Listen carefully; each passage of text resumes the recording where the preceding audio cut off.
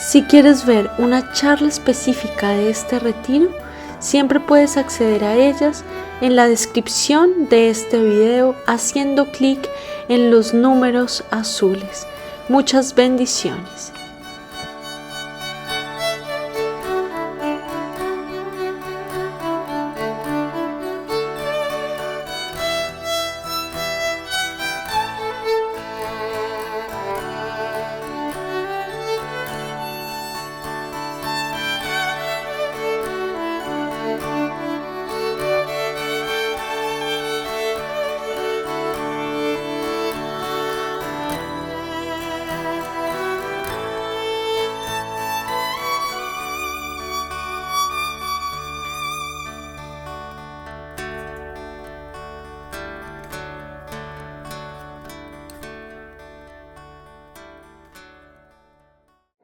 Bueno, vamos a continuar con esta segunda reflexión, que sería la Virgen María y la batalla espiritual por el alma. Voy a pedirle al Espíritu Santo que nos guíe con su santa palabra.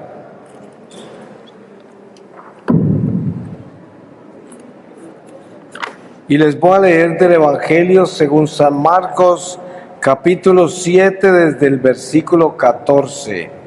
Doctrina sobre lo puro y lo impuro. Llamó otra vez a la gente y les dijo: oídme todos y entended. Nada hay fuera del hombre que entrando en él pueda contaminarle, sino lo que sale del hombre. Eso es lo que contamina al hombre. Quien tenga oídos para oír, que oiga. Y cuando apartándose de la gente entró en casa, sus discípulos le preguntaban sobre la parábola. Él les dijo: ¿con que también vosotros estáis sin inteligencia? ¿No comprendéis que todo lo que de fuera entra en el hombre no puede contaminarle? Pues no entra en su corazón, sino en el vientre, y va a parar al excusado.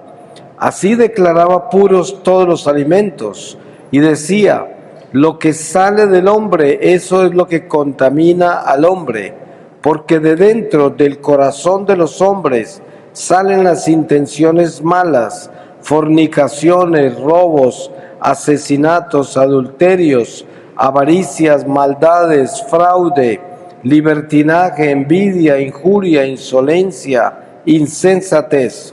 Todas estas perversidades salen de dentro y contaminan al hombre.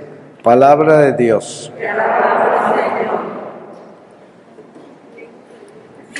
Para nosotros como católicos, nuestra relación con la Virgen María es una gracia, porque seguramente ustedes a nivel personal y también a nivel eclesial se han dado cuenta que hay gente en la iglesia, inclusive sacerdotes, religiosos, laicos, que no tienen una relación con la Virgen, nada, ¿no? Jamás rezan rosario, nunca han hecho una novena, jamás se han consagrado a ella, no tienen una amistad con ella. Eso no es un pecado, ¿no? Porque no podemos juzgar a nadie por la forma en que practica su religión, mientras que no cometa un pecado contra lo que es nuestro depósito de fe. Pero la Iglesia a través de los siglos nos ha enseñado lo importante que es tener una conciencia clara de quién es la Virgen María, porque basta con que nosotros entendamos por qué la Iglesia ha convertido en dogmas, por ejemplo, la Inmaculada Concepción, por ejemplo, la Asunción al cielo, por ejemplo, la relación que tiene la Iglesia con ella como Madre Universal de todo lo creado, Madre de la Iglesia también. Y todo esto nos da a entender de que la Virgen María ocupa un lugar muy importante en nuestra vida católica.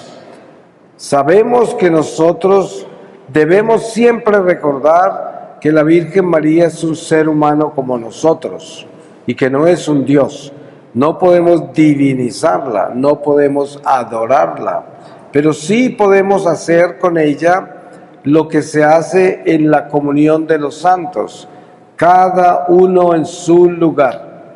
Jesús, cuando hablaba de San Juan Bautista, decía: Juan Bautista es el profeta más grande que ha habido y que habrá, pero el más pequeño de los cielos es más grande que él.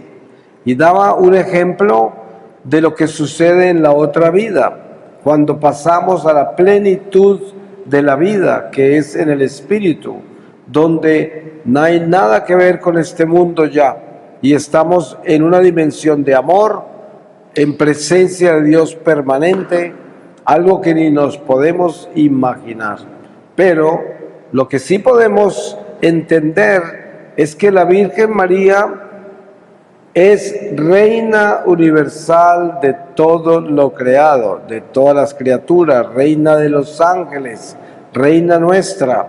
Y por lo tanto, espiritualmente hablando, eso quiere decir que ella es la reina de la batalla contra el diablo. Podemos encontrarla en el capítulo 12 del Apocalipsis. Ustedes saben que ahí está la mujer vestida de sol, con una diadema de estrellas sobre su cabeza. Está esperando, y el dragón quiere devorarle el bebé que lleva. Y ella después aparece huyendo al desierto, y se habla de su hijo sentado a la diestra del Padre, se habla ya de la victoria, pero también se habla de la iglesia en el desierto, que somos nosotros. Nosotros estamos en el destierro, en el desierto de nuestra conversión, siendo probados para entrar al cielo. Hay muchos que caen y no entran, pero muchos entran. Pero la Virgen María tiene un papel primordial en este destierro para nosotros, porque ella es la madre de esta batalla que tenemos contra el diablo. No hay nadie dentro de los seres humanos a quien Satanás le tenga más miedo que a la Virgen. Nadie. Obviamente sabemos que San José se conoce como el terror de los demonios. O sea, la familia de Nazaret son una columna de luz gigantesca. Pero a la Virgen María se le ha dado una misión particular. Ustedes se dan cuenta de la cantidad de apariciones que hay de la Virgen.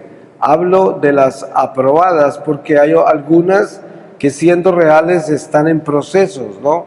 Pero de todas maneras nos damos cuenta como Dios la ha escogido como embajadora del cielo entre nosotros. Escuchamos que la Virgen María visita también al purgatorio en ciertas fiestas, y en esas fiestas se lleva muchísimas almas para el cielo, y esto es lo que ella constantemente hace. Está invitándonos a imitar a su Hijo Jesús. Entonces, la batalla por el alma es la batalla contra el diablo, ya lo sabemos, pero esta batalla se libra en gran parte dentro de nosotros, que es lo que tenemos que tener claro, porque normalmente uno buscaría al enemigo afuera, y claro, también está afuera, pero es más importante comenzar con enfocarse localizando al enemigo adentro, porque es donde más daño nos hace. El enemigo actúa como actúa un espíritu, que los espíritus son cuerpos intelectuales, no son cuerpos físicos, por eso no los podemos ver. ¿Y qué quiere decir un cuerpo intelectual? Que actúan a través de nuestro intelecto, o sea que los espíritus se manifiestan a través de nuestros instintos, sentidos, razón, sentimientos, emociones, pasiones, pensamientos, ideas. A través de todo eso se manifiestan los espíritus del mal y también los espíritus del bien, porque ellos también son cuerpos intelectuales. El ángel de la guarda nos inspira a hacer cosas buenas y nos da ideas para hacer cosas buenas. Impulsa nuestros sentimientos, pasiones hacia el bien.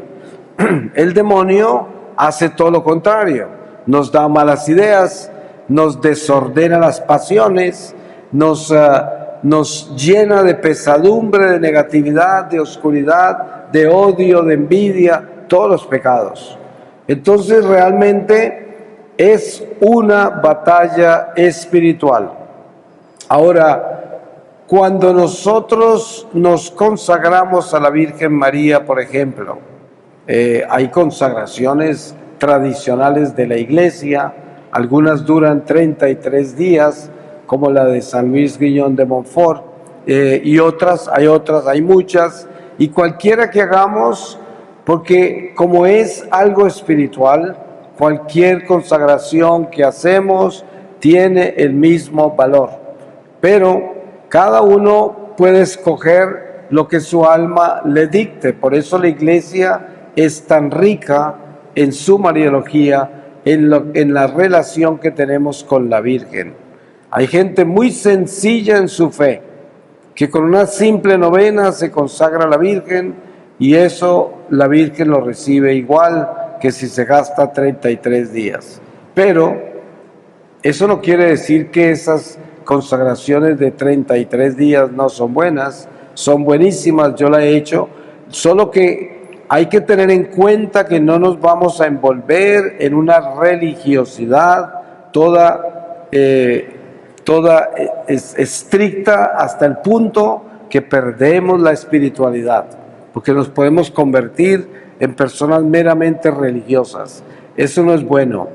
Pero sí tenemos que ser personas espirituales, o sea, tener una relación espiritual con la Virgen María, porque eso es lo que ella quiere, que nosotros seamos personas sencillas, humildes, y que nuestra oración y nuestra relación tanto con ella como con su Hijo Jesucristo especialmente, que es la divinidad, y con todos los santos y los ángeles, sea una relación personal de uno a uno, con la conciencia de que estamos hablando con seres vivos, porque de ahí viene la verdadera comunión de los santos. Y es que cuando nosotros oramos, necesitamos saber en el corazón que estamos en compañía de un ser vivo, aunque no lo podamos ver. Porque ¿dónde comienza nuestra relación con la Eucaristía? Aquí está el Señor en este sagrario. Y nosotros tenemos que llegar al nivel de entendimiento espiritual en el cual, cuando entramos al templo, sabemos que estamos en presencia de Dios. Y debemos acordarnos lo que le dijo Dios desde la zarza ardiente a Moisés: quítate tus sandalias, que estás parado en tierra santa. Y esto quiere decir que el Señor nos da a entender quién es Él y cómo debemos comportarnos ante Él. Y por eso la Virgen María ocupa un lugar primordial, extraordinario, de escuela de cómo caminar con su Hijo, o sea, cómo caminar con Dios. Y nos damos cuenta de cómo ella nos enseña a adorar a Jesús, a respetarlo inmensamente, a imitarlo perfectamente, a creer en su palabra, a vivir la esperanza de sus promesas y a tener una conversión sincera a lo que Él nos pide. Porque Jesús quiere lo mejor para nosotros. Él es el Señor. Mire hasta dónde llegó, hasta la cruz por nosotros. Y por lo tanto, lo más grande que Dios quiere darnos a nosotros es el cielo. Por eso se crucificó, porque nosotros estamos en el destierro, y para poder salir de este destierro tenemos que irnos por el camino que Él nos señaló. Es de la única manera. Nadie puede salir de este destierro si no entra al camino. Y ustedes saben que Jesús es el camino, el único camino, no hay otro. Por lo tanto, lo que Jesús nos quiere dar a nosotros por encima de todo es nuestra salvación. Nos quiere dar el cielo, la ciudad esa que yo les hablaba que vi encima de la montaña. La luz de esa ciudad es Jesús, es el Señor. Cuando el Señor me apareció en esa roca, que era toda luz, era la misma luz que yo había visto en esa montaña. Una luz indescriptible, porque nosotros conocemos la luz del sol, conocemos la luz de una lámpara, esa luz la conocemos, pero la luz de Dios, nada que ver con la luz que conocemos. Es una luz que tiene vida, una vida propia, indescriptible, y además que es como un alimento, porque cuando se está en esa luz, se siente la vida, se siente la fuerza, el poder de Dios, que es un baño extraordinario. Por eso se llama el sol que brilla desde la eternidad, y que es el mismo sol que está brillando en este momento desde el sagrario. ¿Se imaginan cómo brilla cuando comulgamos? Es increíble lo que entra a nuestro ser. Entonces la Virgen María es una presencia extraordinariamente importante. Si nosotros entendemos eso para defendernos de las tinieblas, entonces cada vez desarrollamos una amistad más cercana con ella. Obviamente tenemos que cuidarnos del fanatismo religioso. Sí, hay que tener mucho cuidado en no cruzar la línea, sino mantenernos sobrios, pequeños, humildes, sencillos en la oración, en nuestra devoción, en nuestra relación. Tiene que ser muy sobrio, tiene que ser algo normal, completamente normal, tan normal como la amistad que usted tiene con su mejor amigo, como la amistad que usted tiene con alguien que usted ama y respeta. Ese tipo de relación es el que debemos tener con la Virgen. Ella no quiere que la coloquemos en un lugar donde ella no está, porque ella no es Dios. Entonces, ella quiere que la tratemos como nos tratamos entre nosotros. Cuando nos tratamos bien, cuando nos respetamos, cuando nos amamos, cuando nos perdonamos, todo esto. Porque miren cuántas oraciones parece ser que no son respondidas. ¿Cuántas? Muchas. ¿Y por qué razón? Porque las oraciones que se elevan a Dios solamente se responden desde el sentido eterno de la vida, no solo el sentido temporal. Hay ocasiones en las que Dios nos concede lo que le pedimos desde nuestra vida terrenal, pero muchas veces no nos lo concede, pero nos da algo mejor que aún no podemos entender ni podemos ver.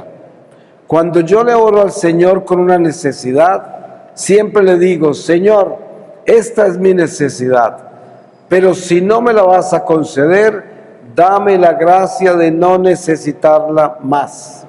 O sea, que en mi corazón quede en paz y ya no busque más eso.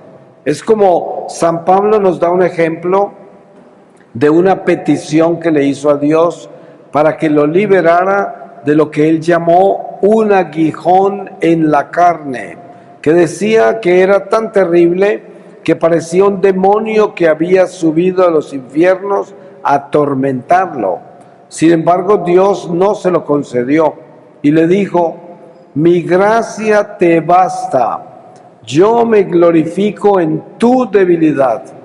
Eso quiso decir que el Señor no le iba a quitar ese aguijón y con ese aguijón lo iba a purificar. Entonces, a veces nosotros pedimos cosas que queremos solucionar, pero de pronto Dios no quiere solucionarnos eso porque eso nos hace bien, así sea una enfermedad. así sea un problema económico, así sea un problema humano de relaciones humanas, así sea lo que sea. Pero Él a veces no soluciona como nosotros queremos. Entonces, la Virgen María se convierte en una abogada intercesora por nuestras necesidades. Y aquí sucede algo muy importante que debemos observar para confirmar el papel de la Virgen. Vámonos a las bodas de Canaán. En las bodas de Canaán sucede algo extraordinario, que es totalmente sobrenatural, que es la conversación entre la Virgen y su hijo. Y es una conversación que la gente no se da cuenta que no fue una conversación normal, porque están en una boda. La boda no la organizó Jesús ni la organizó María. Ahí ni siquiera se habla de que sean parientes de ellos los que se casan. Parece que es gente conocida, ¿no? Pero está con todos sus apóstoles. Era alguien importante para todos ellos. Pero cuando se acaba el vino, la Virgen le dice al Señor que se acabó el vino, como si Él tuviera algo que ver con eso. Y entonces el Señor le contesta: ¿qué es contigo, mujer? Mi tiempo no es todavía. Aquí hay una conversación completamente sobrenatural, que solamente ellos dos entienden. Ahora nosotros, porque conocemos la historia, sabemos de qué hablaban, ¿no? Porque Jesús se refería que su vida pública todavía no comenzaba. Entonces, esto nos enseña que Dios tiene un plan perfecto, no solamente para la vida pública de Jesús, sino para nosotros también. En nuestra vida existen estas cosas. Hoy les compartí mi testimonio cuando el Señor me decía que la misión para la cual yo nací apenas iba a comenzar. Y yo tenía 49 años y había vivido lejos de Dios toda mi vida. Y el Señor me rescata en la forma más dolorosa y extraordinaria y me llama después a esta misión. Algo que uno no entiende. ¿Cómo va a entender uno eso? ¿Por qué me dejó en el mundo, en los pecados más espantosos, si yo estaba escogido para esta misión? ¿Eso cómo lo puede explicar uno? No puede. Pero miren ustedes, en la historia sagrada, ustedes ven muchos casos así. Moisés asesinó a alguien en Egipto y se escapó. Y después de muchos años de haberse escapado, ya tener hijos, estar completamente establecido muy lejos, lo llama y lo manda a la misión que apenas comenzaba. Y según entiendo tenía ya como 57 años o algo así, no me acuerdo, pero nos damos cuenta del misterio. Abraham lo llamó de anciano ya, un anciano. Y así es. O sea que hay que tener muy claro que Dios tiene un plan y no podemos olvidarnos de eso. Pero para que ese plan se dé, tenemos que estar conscientes de que Dios verdaderamente actúa en nuestra vida, en el día a día, en todo momento, y acordarnos de lo que la palabra nos ha revelado. Dios es omnipresente. Es muy importante tener eso claro. Está presente en todos, en todo el tiempo. Es algo increíble, ¿no? Así es Dios. Es el único que puede hacer eso, nadie más. Porque mire que cuando usted ora a un santo y hace una novena a un santo o le ora a un santo, el santo inmediatamente lo ve a usted. Pero no es porque sea omnipresente, sino porque usted le habló. Y Él vive en el tiempo eterno de Dios, en el eterno presente de Dios. O sea, no vive en el tiempo ni en el espacio. Por lo tanto, usted le ora a la Virgen y la Virgen lo escucha, pero no porque sea omnipresente, sino porque ella vive en el eterno presente y lo puede escuchar, ¿no? Y tiene esa misión también, porque esa es la vida de los santos. Los santos viven en batalla espiritual con todos nosotros hasta que Jesús regrese. Por eso se dice que la iglesia del cielo, la iglesia del purgatorio y la iglesia de la tierra son las iglesias unidas en la batalla de la economía de la salvación por todas las almas hasta que todos entremos al santuario del Señor. Hasta ese día estaremos juntos en batalla, porque todavía el diablo tiene poder sobre la muerte en los que estamos en el destierro. Entonces, la Virgen María en estos tiempos en particular se convierte en una estrella extraordinaria de nuestra batalla diaria. Siempre lo ha sido, pero ahora más que nunca, porque el mundo nunca antes había estado más oscuro de lo que está hoy. La oscuridad espiritual que vive el mundo hoy jamás ha ocurrido antes. Primero, nunca había habido tanta gente en el mundo como la hay hoy. Una inmensa mayoría de seres humanos son hijos de la fornicación, no del amor. Una inmensa multitud de seres humanos viven en pecados espantosos, espantosos. La humanidad, a medida que cae, llega a profundidades del infierno donde nunca antes había llegado. Y cuando nosotros aparecemos en el infierno con un pecado, a través de nosotros escalan, por decir así, espíritus de los abismos que nunca antes habían estado activos entre nosotros. Por eso hoy hay cosas tan horribles en el mundo, porque tenemos demonios que nunca antes habían podido subir, porque nunca nadie había caído tan bajo al abismo como para subir monstruos de ese tamaño. Y esto es lo que va a suceder hasta que regrese el Mesías. Esta batalla se va hasta el final y cada vez más complicada. Ustedes saben que la Virgen de Fátima le dijo a Lucía que ella, hablando con los 3 pastorcitos cuando eran niños, les dijo que ella iba a vivir hasta una vida muy avanzada. Cuando ya estuviera anciana, ella se la iba a llevar, y cuando ella muriera, comenzaría la gran oscuridad en el mundo. Lucía murió hace como 7 años, y ustedes podrán ver lo que ha ocurrido en estos últimos 7 años. El mundo se ha ido en picada hacia abajo, a una velocidad impresionante.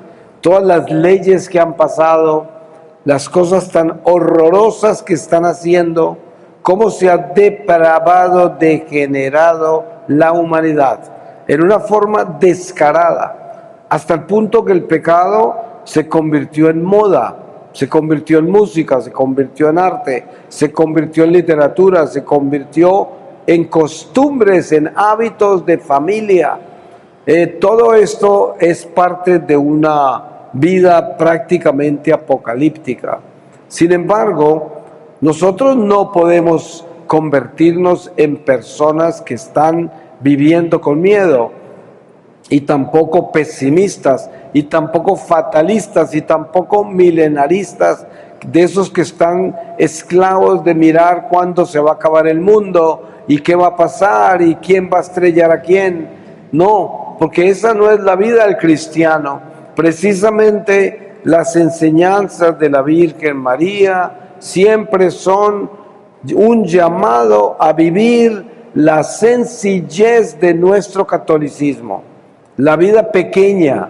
Miren, un católico que es pequeño, que quiero decir con eso que es una persona de confesión frecuente, de comunión frecuente, de una amistad con la Virgen María muy sincera y muy cercana, por medio de la oración del rosario, toda la relación que hay con ella, que es tan grande en la iglesia. Hay mucha riqueza en todo lo que tiene que ver con la vida, con la Virgen, en lo que se respecta de devociones, oraciones, tradiciones. Todo eso ayuda. Y cuando uno está con un corazón de servicio, o sea que uno es una persona caritativa, una persona que ayuda, una persona que está siempre dándose, que tiene un corazón compasivo, paciente, tolerante, que tiene oídos para escuchar a los demás. Ese es un católico pequeño. Cuando uno es simplemente eso es lo que Dios quiere. Eso es lo que Dios quiere y es la forma más perfecta para llegar directo a la casa. No hay otra, porque todo lo demás es distracción. Hay gente que vive conectada a toda clase de mensajes y toda clase de información y toda clase de conspiraciones y toda clase de ideas raras y viven llenos de todo eso. Pero el nivel de oración, el nivel de vida sacramental, el nivel de amor y de compasión y caridad, muy bajito. Entonces eso no vale nada, uno no puede distraerse. Precisamente lo que tenemos que aprender a hacer es humildes, pequeños y tener mucho cuidado con la curiosidad. Ustedes saben que la curiosidad fue la que hizo caer a Eva y por eso estamos acá desterrados y por eso entró la muerte, por la curiosidad. Entonces tenemos que tener mucho cuidado con lo que escuchamos, lo que vemos, lo que queremos investigar, lo que queremos escudriñar, lo que queremos descubrir. Y tenemos que darnos cuenta de algo muy importante. Todo ha sido revelado ya. No hay nada nuevo bajo el sol. El Señor nos dijo, el Evangelio es el mensaje de Dios. No necesitamos saber nada más. Si alguien viene a decirles que tiene un nuevo mensaje, eso no viene de Dios, porque todo ha sido revelado ya. Por eso San Pablo dice, el don más grande que tiene la iglesia peregrina hoy es el de profecía, pero no la profecía que viene a contarnos del futuro, sino la profecía que edifica la iglesia sobre los cimientos que ya han sido dados, que son el Evangelio. Entonces lo que nosotros debemos hacer entre nosotros es ayudarnos a edificar nuestro corazón en la palabra que ya ha sido revelada y no meternos en cosas nuevas ni en cosas diferentes. Miren ustedes que, por ejemplo, el mensaje de la Divina Misericordia con Santa Faustina no es un mensaje nuevo, es simplemente Jesús diciendo, confíen en mí. Eso es todo lo que está diciendo. Por eso le mandó a hacer esa imagen que dice Jesús, yo confío en ti. Y ese es el mensaje central, no un mensaje nuevo, es algo que nos decía desde su vida pública, el que cree en mí, el que me imita, se salva, llega al cielo. Y por eso con Santa Faustina repite eso, como una alarma en el camino, pero ningún mensaje nuevo. Y por eso debemos entender que en esa forma nos salvamos de tanto profeta raro que hay, tanto vidente raro, tanta gente que nos trae información rara. No lo necesitamos, porque ya todo se nos dio. Y des en cuenta que las apariciones de la Virgen aprobadas, todas hablan es de la conversión del corazón, no de nada nuevo. La Virgen a veces ha dicho, si la humanidad no cambia, le vienen cosas peores. Son advertencias, pero esas son las advertencias que encontramos en el Antiguo Testamento todo el tiempo, cuando los profetas, Dios le dice, díganle a ese pueblo desobediente que los voy a quemar si no cambian. Y ahora no es muy diferente. La Virgen varias veces ha dicho, cuando terminó la Primera Guerra Mundial y apareció en Fátima, dijo, si la humanidad no cambia, les llega un castigo peor. Y llegó la Segunda Guerra Mundial. Esto es, Por lo demás, hay que entender que debemos mantener nuestra sobriedad como católicos. Voy a terminar con una lectura de la epístola a Tito, la epístola de San Pablo a Tito.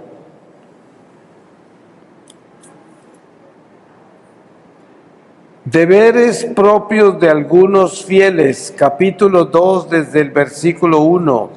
Mas tú enseña lo que es conforme a la sana doctrina, que los ancianos sean sobrios, dignos, sensatos, sanos en la fe, en la caridad, en la paciencia, en el sufrimiento, que las ancianas asimismo sean en su porte cual conviene a los santos, no calumniadoras ni esclavas de mucho vino, maestras del bien, para que enseñen a los jóvenes ser amantes y a sus hijos a ser sensatos, castos, hacendosos, bondadosos, para que no sea injuriada la palabra de Dios. Exhorta igualmente a los jóvenes para que sean sensatos en todo. Muéstrate dechado de bellas obras, pureza de doctrina, dignidad, palabra sana, intachable, para que el adversario se avergüence, no teniendo nada malo que decir de nosotros. Palabra de Dios. Pues le damos gracias a Dios, tomamos un descanso de 10 minutos y hacemos la última reflexión antes de la Santa Eucaristía.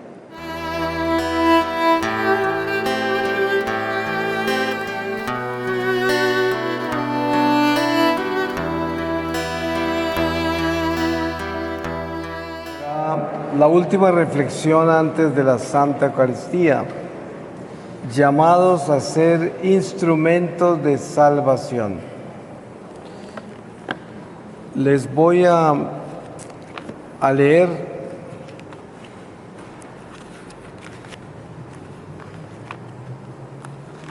de la epístola a los Filipenses, en el capítulo 1, desde el versículo 27, lucha por la fe. Lo que importa es que vosotros llevéis una conducta digna del Evangelio de Cristo, para que tanto si voy a veros como si estoy ausente, oiga de vosotros que os mantenéis firmes en un mismo espíritu y lucháis unánimes por la fe del Evangelio, sin dejaros intimidar en nada por los adversarios. Esto será para ellos una señal de perdición y para vosotros de salvación. Tal es el designio de Dios, que os ha concedido a vosotros por Cristo no solo la gracia de creer en Él, sino también de padecer por Él, sosteniendo el mismo combate en que antes me visteis y que ahora oís que sostengo. Palabra de Dios. Es nuestro llamado, somos llamados a ser instrumentos de la salvación, instrumentos de salvación. Podemos todos dar testimonio de cuánta vida hemos vivido sin testimonio, sin que seamos luz, sino por el contrario, todos hemos tenido nuestro momento en el que hemos sido más bien oscuridad. Pero el Señor siempre nos está llamando para que despertemos, para que tomemos las riendas de la misión para la cual Él nos creó. Y la misión más importante es que nosotros seamos instrumentos de salvación. Mucha gente se preocupa de cómo hacer para que la familia se convierta, siga a Dios, esté con Dios. Y claro, uno quisiera tener un tipo de fórmula para eso, pero no existe. Lo único que existe es que la promesa del Señor acerca del que es fiel a lo que Él nos ha revelado es que si nosotros entramos en la verdad, Él se encargará de todo lo demás. Por eso dice la palabra, busca primero las cosas de arriba, las cosas de Dios, y todo lo demás te llegará por añadidura. Mi madre oró por mí hasta que murió. Cuando ella murió, yo tenía 46 años y no fue hasta los 47 años que el Señor me rescató. Pero des en cuenta que aunque ella durante su vida no vio los resultados de lo que tanto deseó y por lo que tanto oró, sí se dio. No en su tiempo, pero en el tiempo de Dios. Y lo importante para nosotros es asegurarnos de que todo lo que hagamos en función a Dios sea para glorificarlo a Él con nuestras intenciones de que todos se salven. Claro, lo más noble es uno desear que su familia se salve, que toda la gente que uno conoce se salve, pero aún más noble es cuando nos preocupamos hasta por los extraños, que nos preocupamos por la gente de que se salven. Un ejercicio espiritual importante para hacer es cuando usted esté en la calle, en medio de mucha gente, nunca se olvide de tener un momento de Dios, un momento de reflexión, en el cual usted se acuerda que todas esas personas que son extraños para usted, que fluyen por su vida en la calle y en los lugares que usted frecuenta, tienen alma, y que de su corazón brote el deseo sincero de que todas esas almas se salven. Eso lo debemos hacer con frecuencia en lo posible, porque eso hace que nuestro corazón se expanda, que el amor de nuestro corazón crezca, que nosotros vivamos más allá de nuestras fronteras, que vivamos más allá de las cercas que tenemos puestas, donde solo están los seres queridos, la gente que nos importa, y de la cerca para allá como si no existieran. Normalmente así se vive en una forma natural y común, pero esa no es la vida del cristiano. Para nosotros entrar a la conciencia de ser instrumentos de salvación, tenemos que tumbar las rejas, tenemos que tumbar las fronteras y tenemos que entrar en un corazón universal que intercede por la salvación de todos, de todos. Usted ve una persona tirada en la calle, borracha o drogada, y usted tiene que acordarse de algo. Mientras esa persona esté viva, el Señor todavía no ha terminado con él o con ella. Por eso jamás puede uno juzgar una persona diciendo ya se perdió, porque está ahí tirada. No, uno que va a saber, de pronto ese es el que está parado en la puerta del cielo el día que usted trate de entrar, ¿no? Por eso hay que entender que la llamada nuestra a ser instrumentos de salvación es el poder llegar al nivel de que nosotros verdaderamente nos preocupamos por la salvación de todos nosotros. Eso es, porque en ese momento nuestro corazón está viviendo la misión para la cual fuimos creados. Solo para eso fuimos creados. Cuando nos bautizaron, nos dieron el Espíritu del Señor, pero luego la Iglesia nos confirma un sacramento que es el envío, y a partir de ese momento somos supuestos a ser esos instrumentos de salvación, donde quiera que estemos. Des en cuenta que el Espíritu Santo actúa a través de nosotros en formas incomprensibles. A veces no necesariamente por las palabras, sino por nuestra vida, nuestro testimonio de vida. Hay gente que en el trabajo, personas que trabajan en lugares muy grandes, donde hay mucha gente trabajando y no tienen contacto personal con mucha gente, sin embargo, desde el silencio de su vida están afectando a los demás para bien o para mal. Y ustedes lo saben, cuánta gente nos ha afectado mal o bien con su presencia, sin necesidad de haber dicho nunca nada. ¿Por qué? Porque nosotros somos instrumentos del bien o del mal. Entonces, cuando somos instrumentos del bien, desde donde estemos haciendo lo que estamos iluminando a los demás. Los estamos llenando de Dios, porque nosotros llevamos a Dios. Entonces, el compromiso más importante, el compromiso primordial de nuestra vida cristiana es asegurarnos de llenarnos de Dios. ¿Cómo sabe usted cuando está lleno de Dios? Uno sabe que está lleno de Dios porque tiene compasión, tiene tolerancia, tiene paciencia, es capaz de escuchar con caridad, tiene esa caridad, ese amor que viene de Dios y paz en el corazón. Eso es una señal de que Dios está en su corazón, porque tiene solucionado los afanes de este mundo, ya no lo manejan. La mayoría de la gente no tiene paz y no tiene a Dios en el corazón y vive corriendo y vive ansiosa y siente que se le está acabando el tiempo. Hay gente que tiene miedo hasta de contar cuántos años tiene, porque anda de afán y no quiere que el tiempo pase.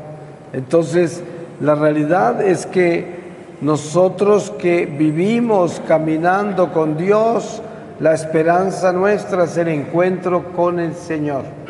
Entonces, uno cada vez que pasa más el tiempo se está acercando más al encuentro con Dios. Así de que los años que uno tiene le debían alegrar, porque ya se acerca el momento y debe ser una gracia. Pero la gente que es del mundo le aterra los años, le aterra la edad, le aterra la muerte, todo le aterra. ¿Por qué? Porque es meramente terrenal, es pura tierra, nada más. Cuando uno es un instrumento de la salvación, ya no le tiene miedo al tiempo, no está en los afanes de este mundo, no está atormentado por la presencia de la muerte, ya nada de eso le interfiere en su vida, porque tiene solucionado lo más importante, tiene a Dios en su corazón, y el que tiene a Dios en su corazón, nada le falta. Como dice Santa Teresa de Ávila, el que tiene a Dios, todo lo tiene. Solo Dios basta. La paciencia todo lo alcanza. Hay que entender que aprender a desear eso es quizás el más grande deseo. No creo que haya un deseo más importante en el corazón del hombre que el desear llenarse de Dios. Y debía ser una oración que nosotros hagamos cuando abrimos los ojos al despertar, antes de cerrarlos también. Pedirle a Dios: Señor, lléname de ti, desocúpame de mí, lléname de ti, porque eso es lo más grande que podamos desear. Y la única forma en que realmente podemos ser verdaderos instrumentos de la salvación. Y uno se da cuenta, cuando uno permite que Dios penetre todo el ser, se da uno cuenta que le entra una paz, una brisa que no es natural, que es la brisa del cielo, le entra al corazón, le entra a su vida. Eso no evita de que uno tenga que sufrir las pruebas que tiene que sufrir en esta vida, pero las sufre con fortaleza, las sufre con paciencia, las sufre sin perder la fe. Dense en cuenta los apóstoles después de Pentecostés, cuando ya recibieron la fuerza del Espíritu y no tenían miedo de nadie y se iban hasta el templo a predicar, a donde esos judíos que habían crucificado al Señor, que trataron de matarlos varias veces y mataron a algunos, como el diácono Esteban, lo mataron los mismos que crucificaron al Señor, lo mandaron a apedrear. Sin embargo, eso no los detuvo, ellos siguieron con mucha fuerza. Entonces, a pesar de todos los sufrimientos que vivían, ellos tenían a Dios en el corazón y mantenían esa paz, ese gozo, esa esperanza, hasta el martirio, hasta el martirio.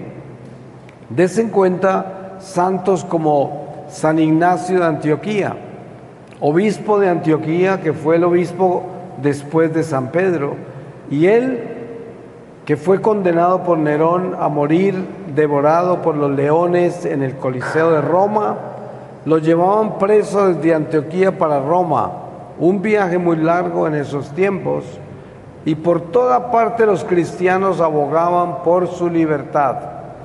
Y San Ignacio les rogaba: no aboguen por mi libertad, yo tengo que llegar al Coliseo, yo necesito que las bestias me trituren para convertirme en pan de vida como mi maestro, como mi Señor.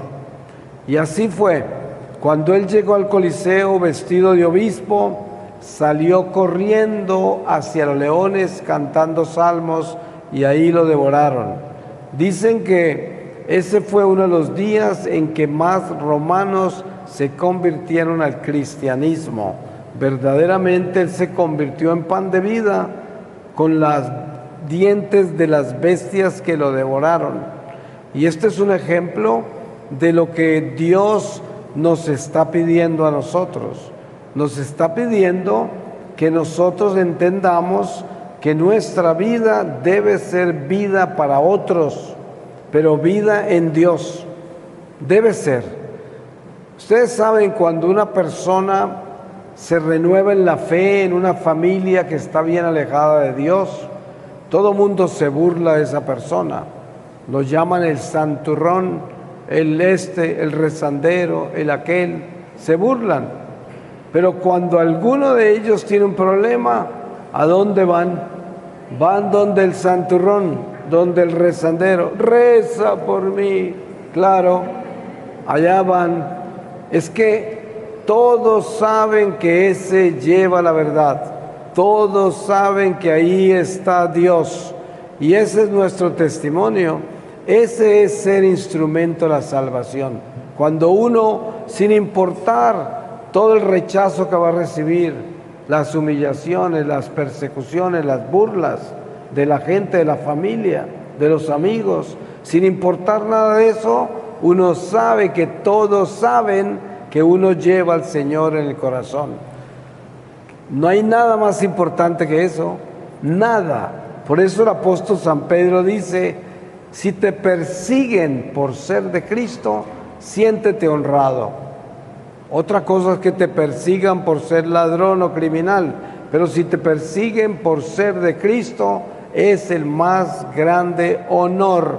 Entonces, que se burlen, que nos persigan, que nos desprecien, que nos abandonen, no importa. Sabemos que el día que los sacuda la vida, ¿a dónde van a mirar? Ya sabemos a dónde miran.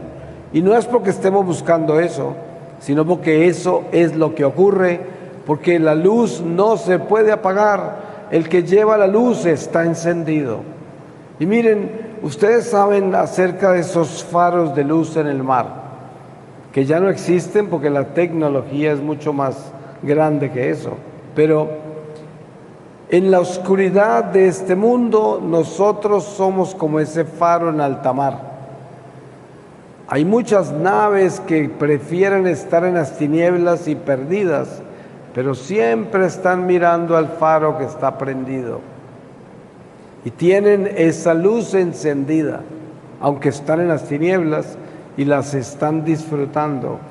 Por eso, el más grande aporte que podemos dar nosotros para la salvación de todos los que Dios nos ha confiado es nuestra santificación.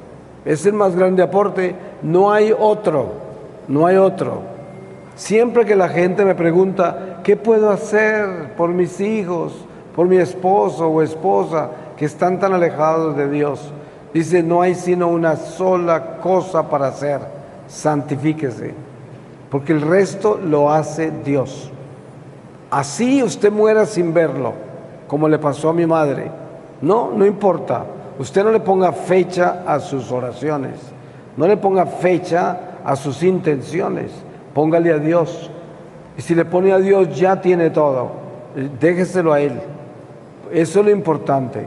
No es ponerle fecha, sino ponerle a Dios. Y eso tiene que estar claro, porque así vivimos contribuyendo a ser lo que Dios quiere que seamos. Instrumentos de salvación. Eso es lo que necesitamos ser. Qué importante que es eso. Y miren que cuando uno entra en esta misión real cristiana de convertirse en un instrumento de salvación, una de las primeras señales que estamos dando es la sencillez, la pequeñez, la humildad, la paciencia. Eso es lo que sale de una persona así, nada más.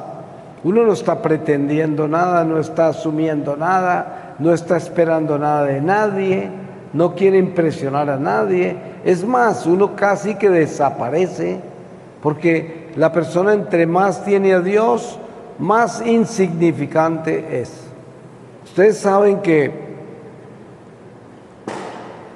Cristo nos llama a ser pan ácimo, un pan que no tiene levadura. Eso es lo que nos llama el Señor.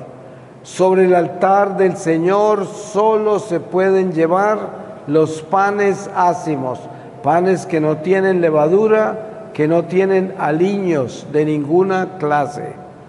Y por eso el convertirnos en panes ácimos es precisamente dejar todo eso que nos engrandece. Como decía Jesús, cuidado con la levadura de los fariseos. La primera vez que lo dijo, los apóstoles pensaron que él estaba hablando de pan, pero se refería al orgullo de los fariseos, se refería a toda esa religiosidad de ellos que era externa, que no tenía nada que ver con el amor. Entonces, es importante desocuparnos de la levadura. Y nos vamos a hacer insípidos para el mundo, pero qué bueno que el mundo no nos quiera devorar porque no sabemos a nada. Ustedes saben que el mundo quiere panes aliñados y panes bien grandes. Eso es lo que el mundo quiere. Y todo pan aliñado con buena levadura se lo quieren comer en todas partes.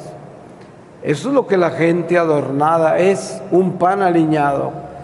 Pero nosotros somos llamados a ser panes ácimos, insípidos.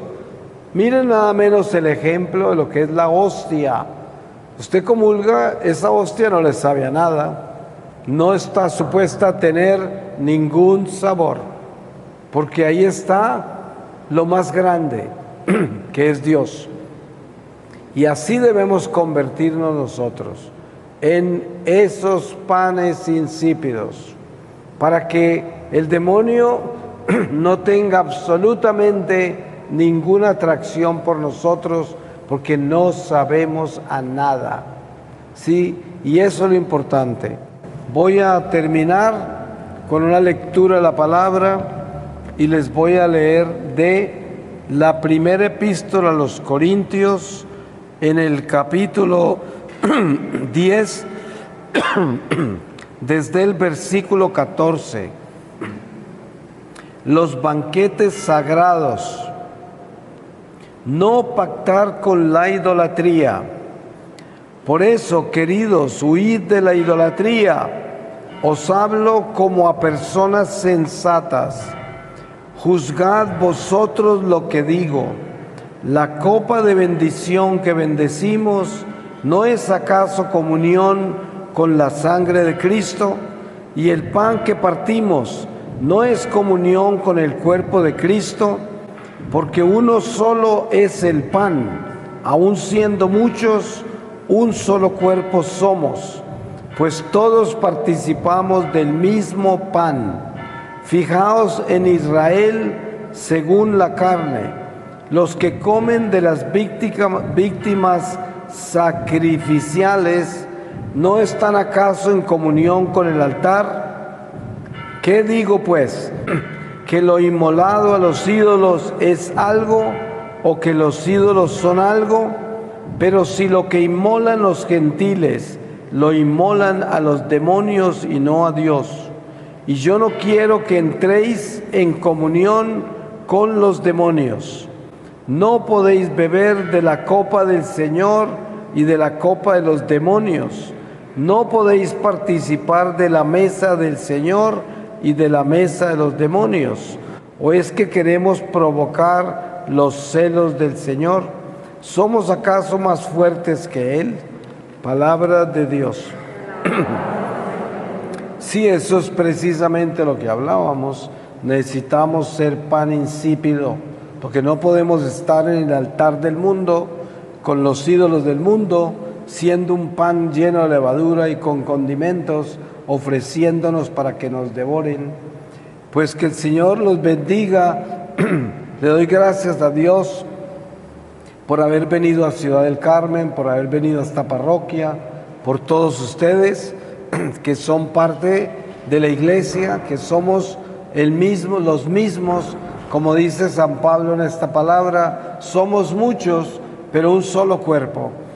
Y qué bueno que el Señor nos santifique a todos, para que podamos ser de mucho servicio en el corto tiempo que nos queda. Tenemos que despertarnos a darnos cuenta lo importante que es vivir cada momento para servir a Dios con nuestro testimonio. Y no es necesariamente, como decía antes, lo que vamos a decir, la grandeza de lo que vamos a hacer, sino nuestra fidelidad, nuestra santidad. Ese es el mayor aporte. Amén.